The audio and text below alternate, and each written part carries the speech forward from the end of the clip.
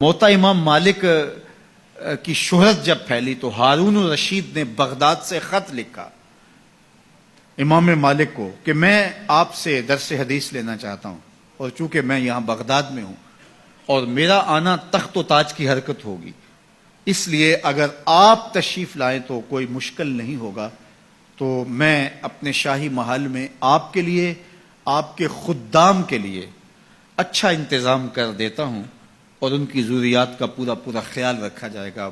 ماں شاگردوں کے آپ اگر بغداد میں تشریف لائیے تو کیا خوبصورت منظر ہو، اور میں آپ سے سیکھنا چاہتا ہوں۔ علامہ اقبال نے اس منظر کو بیان کیا کہ جب خط پہنچا امام مالک کو تو امام مالک نے خط پڑھا، آپ کے چہرے پر سرخ رنگت ظاہر ہوئی، اور آپ نے جواب میں لکھا، گفت مالک مصطفیٰ را چاکرم، نیز جو سودائے او اندر سرم۔ امام مالک بولے، ہارون رشید تو جانتا نہیں، جو جواب لکھا، ہارون رشید تو جانتا نہیں میں تو مصطفیٰ کریم کا نوکر ہوں، میرے سر میں کسی اور کا سودا نہیں سمایا ہوا۔ اگر تجھے شوق ہے علم پڑھنے کا تو یہاں مدینے میں آنا ہوگا اور طالب علموں کے ساتھ مل کے دو زانو بیٹھنا ہوگا۔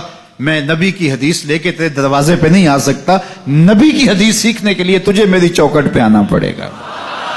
وہ علم بھی تھا، وہ زمانہ بھی تھا۔ اللہ اکبر۔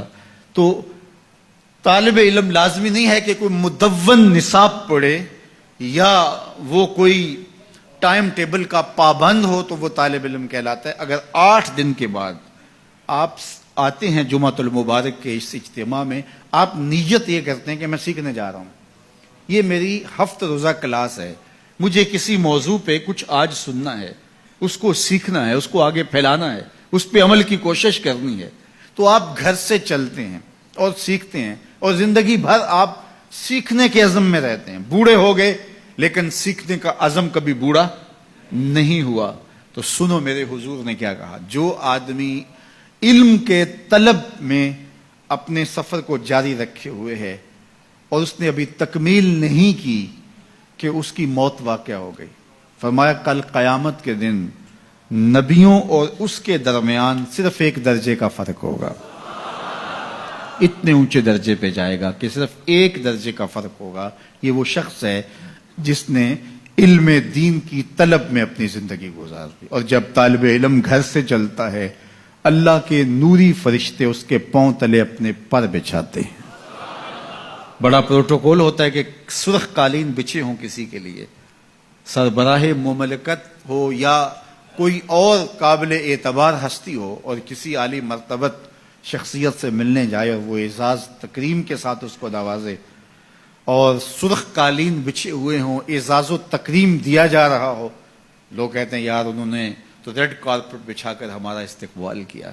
برطانیہ میں یہ شاہی اعزاز ہے جو کسی کو دیا جاتا ہے۔ اللہ اکبر۔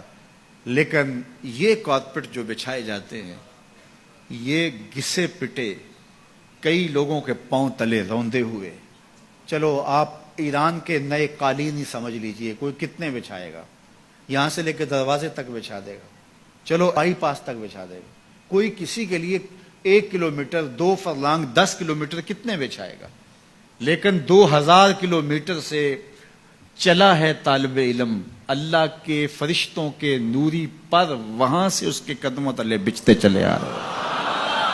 اور یہ قالین کسی دنیا کے کارخانے میں نہیں بنے ہیں، یہ فرشتوں کے تقدس مآب پر ہیں جو طالب علم کے پاؤں تلے بچھتے ہیں۔ وہ اعزاز، وہ تکریم جو ان طالب علم کو دیا گیا ہے وہ کسی اور کو نہیں دیا۔ سب سے بڑی بات یہ ہے کہ اللہ کے محبوب علیہ السلام نے علماء کو اپنا وارث قرار دیا۔ نبیوں کی وراثت درہم و دینار نہیں ہوتا، نبیوں کی وراثت علم ہوتی ہے۔ اس لیے علم طلب کرنے کی ہم ترغیب دی گئی، اور اس کے لیے ہمیں جتنی بھی محنت کرنا پڑے ہمیں اس کی ترغیب ہے، حتیٰ کہ ہمیں سنگلاخ پہاڑوں کا سفر کرنا پڑے، ہمیں سمندروں